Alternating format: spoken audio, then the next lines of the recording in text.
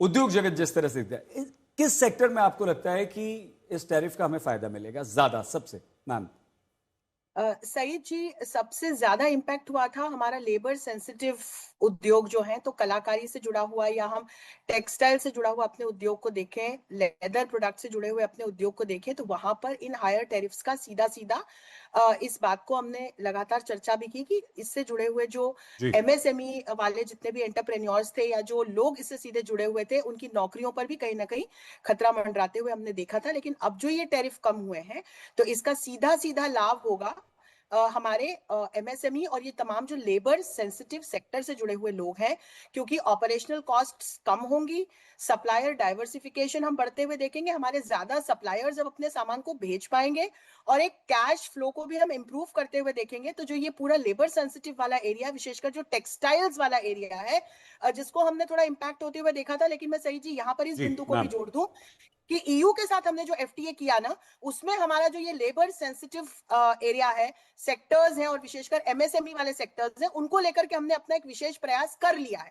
तो अब हम अमेरिका के साथ जो भी अब ये हमारा टैरिफ कम हो गया, हम आगे अगर ट्रेड डील भी साइन करते हैं, तो जी फार्मा का विशेष करके क्षेत्र और ये तमाम जो टेक्सटाइल, लेदर प्रोडक्ट्स, हमारा जेम्स एंड ज्वेलरी, ये वाले जो प्रोडक्ट्स हैं, इनको बहुत फायदा होगा। और अब ये एक चेरी ऑन द केक हो गया है, क्योंकि बिल्कुल हम ठीक। ऑलरेडी 2 बड़े ब्लॉक्स के साथ हमने अरब लीग के देशों के साथ 2030 तक अपने ट्रेड को 500 बिलियन यूएसडी करने की बात की है, जिसमें हमारा जो फोकस है वो इन्हीं एरियाज पे रहने वाला है जहां हमने अमेरिका से कहीं ना कहीं चोट खाई थी। और ईयू के साथ भी हमने जो एफटी किया है, उनमें ये इन सेक्टर्स को हम कैसे सुरक्षित रख सके, आगे बढ़ा सके, इनकी हमने बात की। और एक और महत्वपूर्ण बात सही जी, मैम प्रोफेशनल मोबिलिटी, जो हमारे स्किल्ड प्रोफेशनल्स थे, अभी मुझे लगता है वीजा को लेकर के भी हम कुछ राहत मिलते हुए और अनाउंसमेंट्स आते हुए देखेंगे, जब शुरुआत हो ही गई है। तो वो हमारी जो प्रोफेशनल मोबिलिटी है, उसकी दृष्टि से भी मैं देखती हूँ कि हमको काफी राहत मिलते हुए दिखाई पड़ेगी।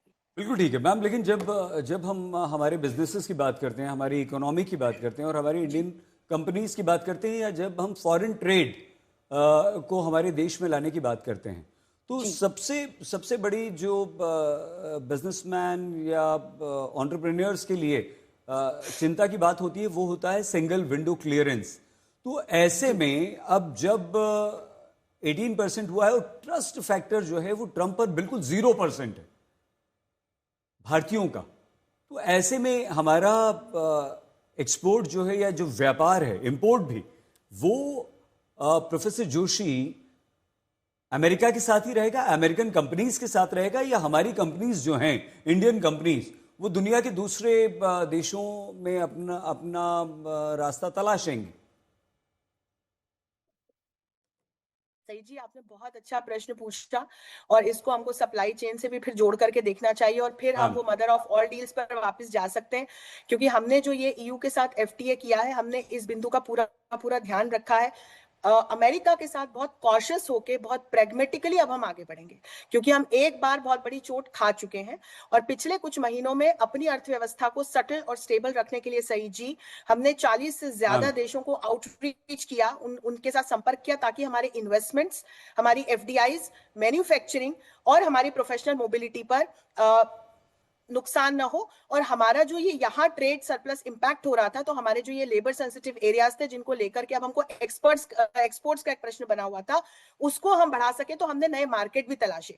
तो अब हमारे पास सही जी नए पार्टनर्स जी है पूरे विश्व में, मैम। जो कि यूरोप से जुड़े हुए हैं, जो लैटिन अमेरिका, अफ्रीका से जुड़े हुए हैं, जो गल्फ कंट्री से जुड़े हुए हैं। तो अब मैं इसीलिए कह रही थी कि it's cherry on the cake. और बिल्कुल ठीक। चाहे हमारे बड़े उद्योगपति हो, हमारे लघु उद्योग से जुड़े हुए एंटरप्रेन्योर्स हो, हमारे स्टार्टअप से जुड़े हुए यंगस्टर्स हो, हमारी जो यूथ पावर है वो हो, तो दोनों ही दृष्टि से, सर्विसेज की दृष्टि से और गुड्स की दृष्टि से, एक कॉशियसली हम अमेरिका के साथ आगे ठीक है। बढ़ेंगे। क्योंकि अभी ये भी मुझे देखना है कि हमारे मंत्रालय की तरफ से कुछ टिप्पणियां जो ट्रंप ने दी है along with this announcement, ma'am उसको लेकर के जो एक ऑफिशियल टिप्पणी आती है वो क्या आती है, वो भी देखना बहुत इंटरेस्टिंग रहेगा।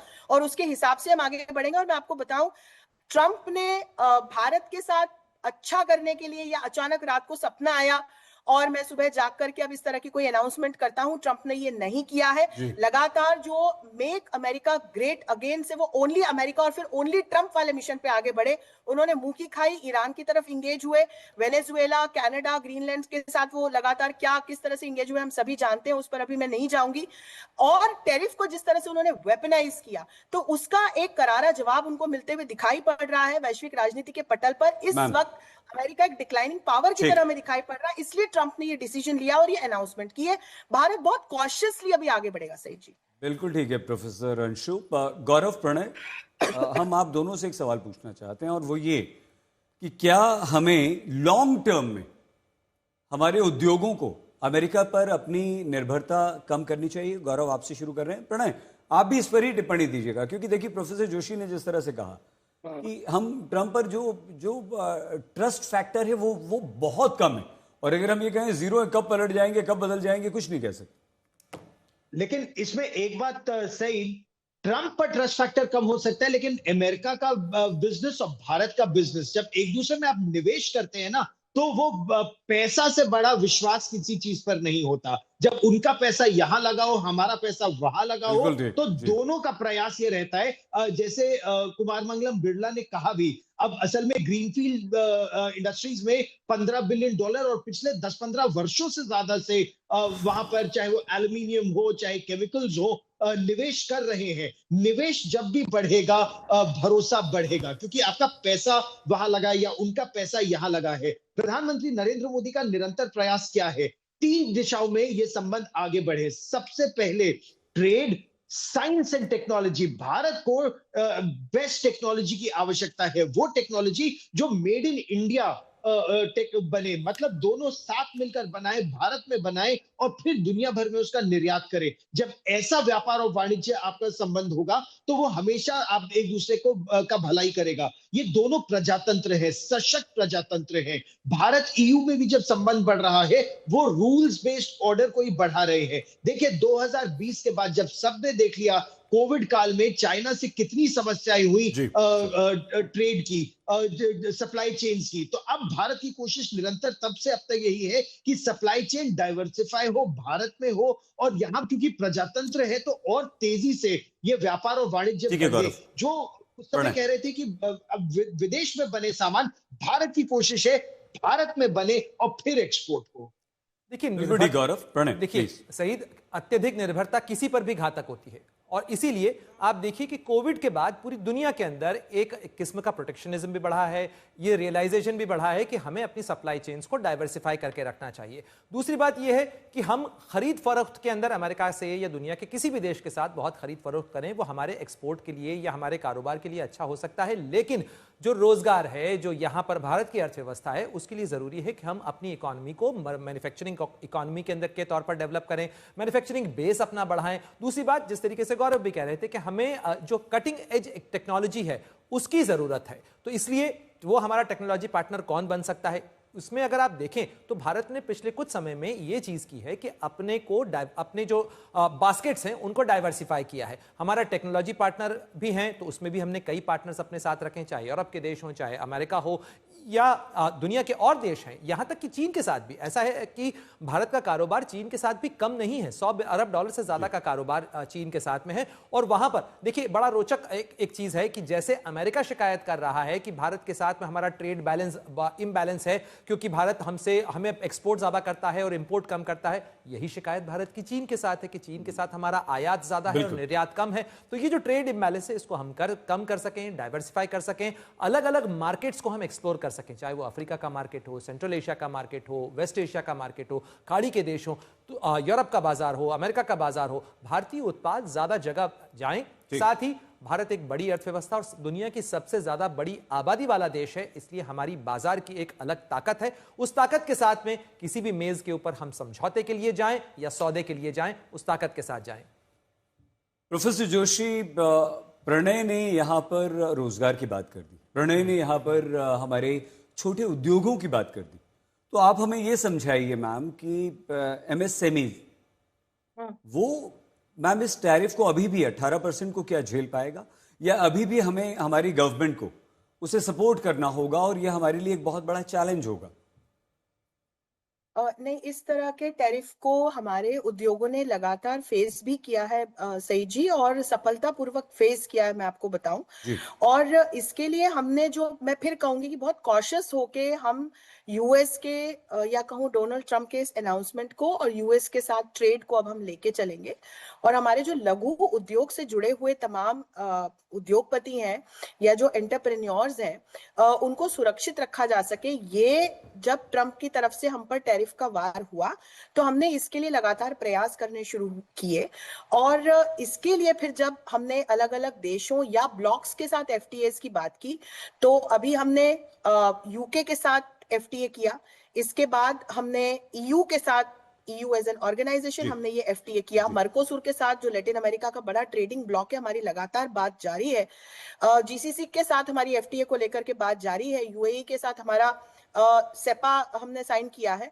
तो इन तमाम देशों के साथ जिनके भी साथ हमने एफटीए किए हों या प्रेफरेंशियल ट्रेड अग्रीमेंट्स पीटीए किए हों सही जी, हाँ वहां पे हमारे जी फोकस जी में ये हमारे लघु उद्योग और मध्यम उद्योग से जुड़े हुए लोग, उद्योगपति और इनसे जो काम, इनके साथ जुड़े हुए काम करने वाले जी लोग रहते हैं, वो होते ही हैं। तो ईयू के साथ अभी हमने जो ट्रेड डील की है उसमें भी इनके तमाम इनको सुरक्षित रखते हुए और जॉब जनरेशन को भी लेकर के, फंड जनरेशन को भी लेकर के हमने बातचीत की। उसमें इन्वेस्टमेंट की भी बात है और उसमें ईज ऑफ डूइंग बिजनेस की भी बात है। तो मैम मुझे लगता है कि अब अमेरिका के साथ ये तो एक अनाउंसमेंट आया है, इसके बाद जो ट्रेड डील करने की बात ट्रंप कर रहे हैं ना, तो सही जी मुझे लगता है आपके प्रश्न का उत्तर हमें वहां से मिलते हुए मैं दिखाई पड़ेगा, क्योंकि हम बहुत डायनामिकली अपने इस एक सेक्टर को हम कैसे सुरक्षित रख सके, जी जी लोगों को परेशानी ना हो, इसको लेकर के हम काम कर रहे हैं और हम नेगोशिएट कर रहे हैं। अंशु जी, भारत के जो राजदूत हैं वॉशिंगटन डीसी में, विनय मोहन क्वात्रा, उनका एक जी सोशल मीडिया पोस्ट आया है, उन्होंने ट्वीट किया और उन्होंने कहा है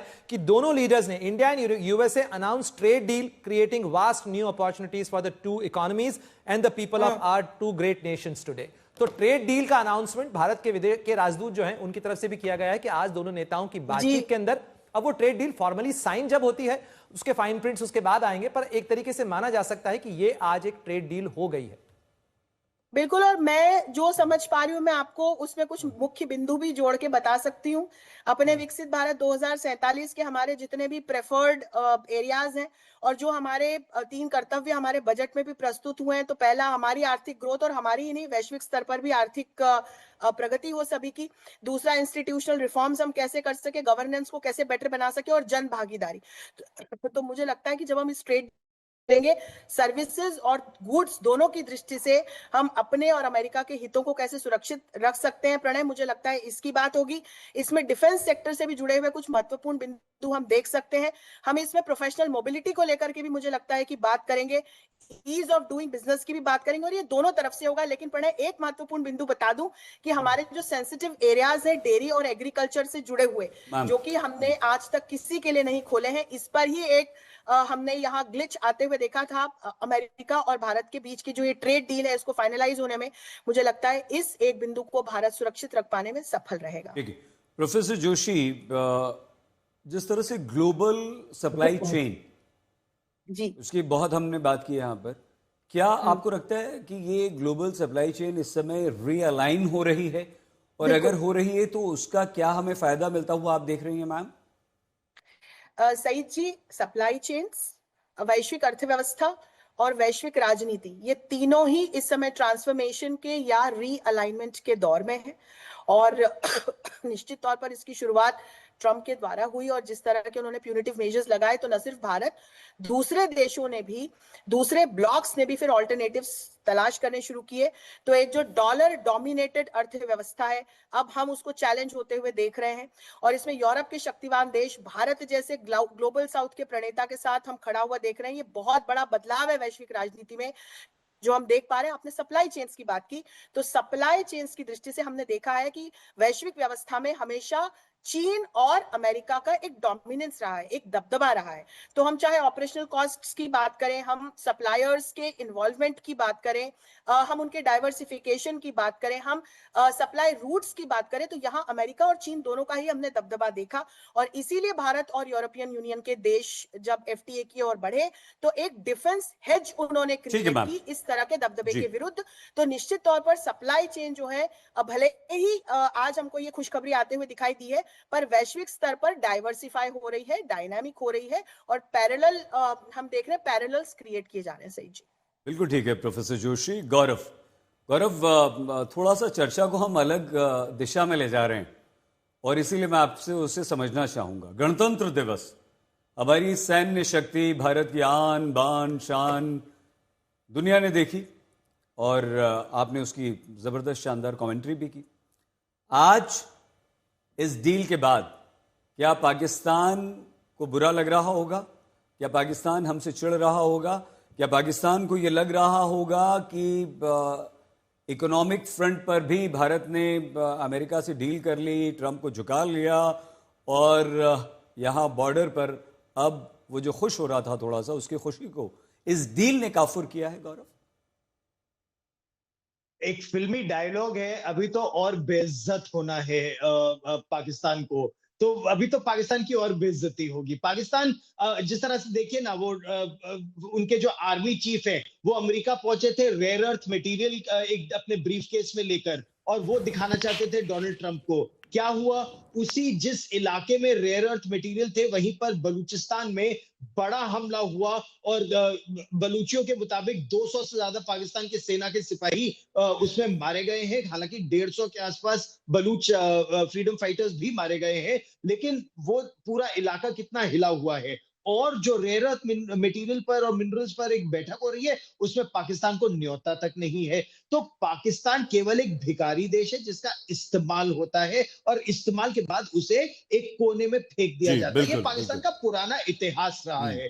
आप 26 जनवरी की चर्चा कर रहे थे, तो एम्बेसडर सर्जियो गौर ने हम लोगों को बताया कि उनको कितनी प्रसन्नता हुई थी ये देखकर कि वहां अपाची हेलीकॉप्टर्स भी उड़ रहे हैं, अमेरिका में निर्मित हेलीकॉप्टर्स भी उड़ रहे हैं और C-17 ग्लोब मास्टर भी है और C-130 हरक्यूलिस से भी सामान लाया जा रहा है। तो ये भारत और अमेरिका के बीच जो सैन्य संबंध है उनको दिखाता है। लेकिन क्या वो सैन्य संबंध और ज्यादा मजबूत होंगे, वो निर्भर करेगा कि भारत अमेरिका पर कितना विश्वास कर सकता है कि वो हथियार जो भारत खरीदना चाहता है, जैसे G404 के इंजन, उनकी सप्लाई समय पर हो, फिर टेक्नोलॉजी ट्रांसफर हो। वो कुछ ऐसे बिंदु हैं जिस पर दोनों देशों को और ज्यादा इस समय काम करना है। वहां फ्रांस के साथ और रूस के साथ भारत के संबंध ज्यादा घनिष्ठ है।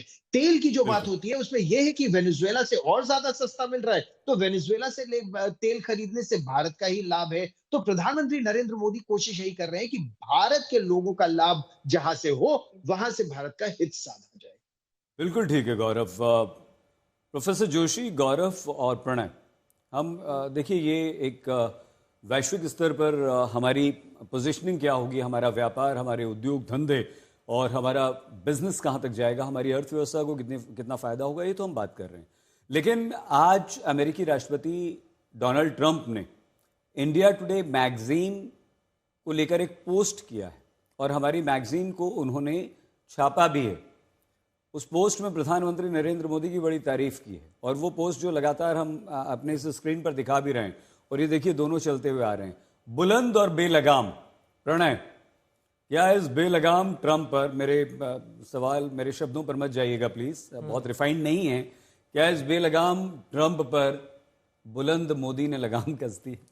इसे लगाम नहीं कहा जाएगा। यहां बेलगाम से तात्पर्य जो है वो शायद अगर हम उसे आज सकारात्मक संदर्भ में देखें तो उसे आप असीमित संभावना भी कह सकते हैं, जिसका जिक्र प्रधानमंत्री मोदी ने अपने सोशल मीडिया पोस्ट में किया। उन्होंने कहा कि यहां से भारत और अमेरिका के संबंधों की असीमित संभावनाओं का नया दौर शुरू होता है और इस साझेदारी के बाद निश्चित रूप से सबसे पहले टारगेट जिसकी हम बात कर रहे हैं, अगर हम आंकड़ों के टर्म्स में बात करें तो भारत और अमेरिका का जो कारोबार है उसको 500 अरब डॉलर तक ले जाने की संभावना है, उसका लक्ष्य रखा गया है। और 500 अरब डॉलर यानी आप समझ सकते हैं कि इसके अंदर मल्टीफोल्ड इंक्रीज होना है। पहली बात यह है, इसके अंदर जाहिर तौर पर अगर इतना कारोबार बढ़ेगा तो उसका असर भारत की अर्थव्यवस्था पर भी आएगा। यहां पर नए उद्योग लग सकते हैं, यहां पर नए रोजगार के अवसर पैदा हो सकते हैं, बहुत सारी चीजें हो सकती हैं, प्रोवाइडेड उन गार्डरेल्स के साथ हम चल पाए। क्योंकि राष्ट्रपति डोनाल्ड ट्रंप के साथ में थोड़ी सी अनप्रेडिक्टेबिलिटी रहती है, लेकिन फिर भी इस चीज का रियलाइजेशन है। और जैसे गौरव भी जिक्र कर रहे थे, सर्जियो गोर के आने के बाद हम ये चीज देख रहे हैं कि लगातार कई हाई लेवल डेलीगेशंस भारत आए हैं, लगातार एक क्वाइट डिप्लोमेसी चल रही थी, जिसे सचदेवा साहब डक डिप्लोमेसी कह रहे थे।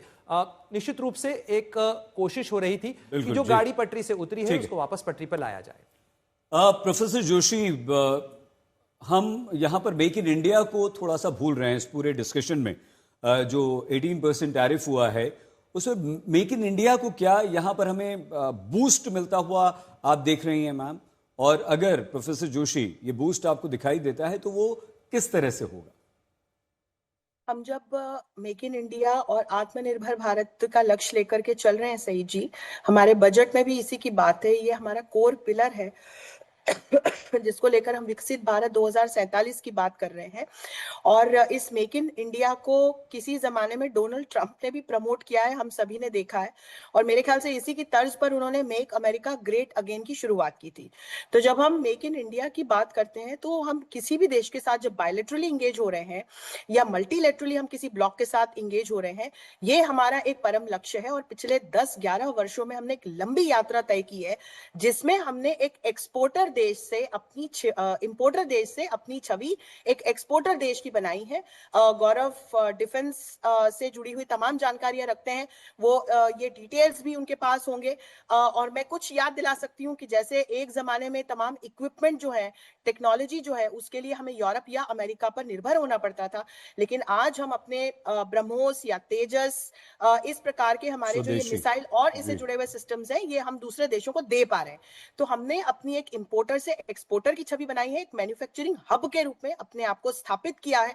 और ये ऑल इन ऑल जब हम मेक इन इंडिया की बात करते हैं तो ये इसका एक बहुत सफल माइलस्टोन है जो हमने अचीव किया है। और जब इसको हम बायलैटरली या मल्टीलैटरली लेकर के जाते हैं तो अपने इस ऑब्जेक्टिव को हम पीछे नहीं छोड़ते। जी प्रोफेसर जोशी, प्रोफेसर जोशी, मैं अचानक से बीच में इसलिए आया मैम क्योंकि इस पूरे डिस्कशन में कहीं ना कहीं WTO छूट गया मैम। आप प्लीज पानी पी लीजिए। कहीं ना कहीं मुझे 1 मिनट का समय दीजिए। जी जी प्लीज। प्रणय, मैं आपसे पूछ लेता हूं, क्या इस 18% टैरिफ करने पर पहले तो हम पूरे वर्ल्ड ऑर्डर की जो बात कर रहे थे वहां पर ट्रंप की इन नीतियों का WTO पर क्या असर पड़ेगा? और क्या कोई ऐसा नियम है WTO में कि अगर कोई देश टैरिफ कम करता है, घटाता है, तो उस पर WTO की कोई गाइडलाइंस होती हैं या उसकी तरफ से कुछ कहा जाता है या वहां पर हमें कुछ करना होता है? WTO का जो पूरा ताना बाना है या जो पूरी व्यवस्था है वो ट्रेड एक सिस्टम बनाने के लिए बनी थी। चूंकि राष्ट्रपति डोनाल्ड ट्रंप ने आने के बाद सबसे पहले तो WTO की व्यवस्था को ही दरकिनार कर दिया है, इसलिए हम उसके खांचे के अंदर, उसके सांचे के अंदर इन तमाम नियमों को नहीं रख सकते हैं। क्योंकि WTO के नियमों के अनुसार देखें तो भारत ने अमेरिका के खिलाफ में कंप्लेंट फाइल कर रखी है, खासतौर पर स्टील के मामले को लेकर। लेकिन चूंकि अमेरिका हमारा बड़ा कारोबारी साझेदार है, उसके साथ हम बात कर रहे हैं, क्योंकि WTO का नियम तो यह कहता है कि आप यदि किसी एक देश के लिए किसी एक उत्पाद के ऊपर टैरिफ को कम करते हैं तो MFN स्टेटस के तहत आपको दूसरे देश को भी उसी तरीके की सुविधा देनी होगी। तो यही ट्रेड के नियम है, क्योंकि आप जो प्रेफरेंशियल ट्रीटमेंट है या आप इस तरीके से मार्केट जो एक्सेस है उसमें प्रोटेक्शनिज्म नहीं कर सकते हैं। लेकिन यहां पर अमेरिका जो कर रहा है वो अपनी इकोनॉमी के लिए प्रोटेक्शनिज्म कर रहा है। बहुत सारी चीजों में टैरिफ के बैरियर्स ही इसलिए होते हैं कि आप अपने घरेलू उद्योग की रक्षा कर सकें, और जो एक्सपोर्ट है उसके ऊपर लेवी इसीलिए की जाती है ताकि आयात कुछ महंगा हो, ताकि घरेलू जो उत्पाद है उसको फलने फूलने का, बाजार के अंदर एक बेहतर स्थिति बनाने का मौका मिल सके। ठीक है, बिल्कुल बिल्कुल ठीक है प्रणय। यहाँ पर प्रोफेसर जोशी मैम, अगर आप चाहें तो ऐड ऑन कर सकते हैं, लेकिन मेरा अगला प्रश्न आपसे ये था कि अमेरिका के दो पार्टनर्स, दो ट्रेड पार्टनर्स, पूरा यूरोप आप ले लीजिए और दूसरा सबसे इंपॉर्टेंट चाइना ले लीजिए मैम। चाइना, जिस तरह से हमने गौरव से पाकिस्तान की बात की, तो चीन हमारे लिए चिंता का विषय हमेशा से रहा है ना मैम? तो इसके बाद इन दोनों की प्रतिक्रिया किस तरह की आप देख रही हो? और आप WTO पर अगर कुछ एड ऑन प्रणय को करना चाहें तो you most welcome ma'am. WTO को जब हम एक संस्थान के रूप में देखते हैं तो मेरे ख्याल 166 मेंबर्स हैं, और जो ओवरऑल एक इंटरनेशनल ग्लोबल ट्रेड है उसका 98 to 99% ये रिप्रेजेंट करते हैं।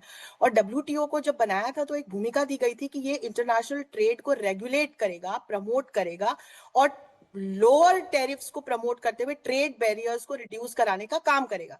लेकिन जब से ट्रंप दूसरी बार सत्ता में आए हैं, लगातार ये तमाम जो ग्लोबल इंस्टीट्यूशंस हैं इनको कमजोर करने का काम ट्रंप ने किया है। अब ऐसे तो यूनाइटेड नेशंस जल्दी से मैम एक बात मन में आ गई प्रोफेसर जोशी, स्ट्रेटेजिक ऑटोनॉमी को मैम आप इस बात पूरी, क्योंकि हम इसके बाद खत्म करेंगे। जी, प्रोग्राम को खत्म करेंगे इसलिए हमने रोक दिया आपको बीच में, सॉरी। जी। फर्स्ट तो टर्म मैं में भी ये तो बता रही टैरिफ नहीं, हम एड ऑन ये करना चाह रहे हैं कि फर्स्ट टर्म में भी तो टैरिफ लगाया था ट्रम्प ने मैम। कुछ उसका कोई फायदा ना नुकसान, जबरदस्ती उसको तो हमने वेस्ट ही देखा, उसका कोई फायदा तो हमें दिखा नहीं ma'am. Please carry on ma'am, please. देखिए, ये जो तमाम टैरिफ वॉर मचा है, ये तो उनके इस बार के टेन्योर में हमने मचते हुए देखा है। और तब जबकि उन्होंने वैश्विक संस्थान, चाहे वो WTO हो या यूनाइटेड नेशंस हो, उनको लगातार कमजोर करने का काम किया है। और यदि फिर इस दृष्टि से चीन की भूमिका को ले आए, जो आप बात कर रहे हैं, भारत के लिए भी चीन और अमेरिका हमारे सबसे बड़े दो ट्रेडिंग पार्टनर्स हैं। और अब यहाँ पर यदि हम चीन की भूमिका को ट्राइलेटरली देखें या ग्लोबल लेवल पर देखें, तो प्यूनिटिव मेजर्स तो चीन पर भी लगे थे, लेकिन चीन ने उसका जवाब ना झुकते हुए दिया, तो ट्रंप को हमने झुकते हुए देखा। और भारत के खिलाफ भी जब ट्रंप इस तरह से आए तो हम झुके नहीं झुके, तो आज हम अमेरिका को झुकते हुए देख रहे हैं। और यहाँ यूरोप की भूमिका सबसे बड़ी डिसिसिव है, क्योंकि यूरोप के देशों ने जो शिफ्ट लिया है डिप्लोमेटिकली वो और स्ट्रेटेजिकली, वो भारत की तरफ ले लिया है। उसका भरोसा ना अमेरिका की तरफ है ना चीन की तरफ है। तो यहां से एक बड़ा बदलाव आएगा। सही मैम जी। गौरव, प्रणय, प्रोफेसर अंशु जोशी, आप तीनों का बहुत धन्यवाद हमारे साथ जुड़ने के लिए। लेकिन इस समय की सबसे बड़ी खबर यह है कि अमेरिका ने 50% से घटाकर हम पर टैरिफ, हमारे देश पर टैरिफ 18% कर दिया है। ये एक बहुत बड़ी जीत हमारे देश की है। ट्रंप ने इंडिया टुडे मैगजीन के कवर को लेकर एक पोस्ट किया है, प्रधानमंत्री नरेंद्र मोदी ने ट्वीट किया है, ट्रंप ने ट्वीट किया है। दोनों की बातचीत जो आज सुबह हुई है उसे बहुत सकारात्मक, अच्छे बनाया।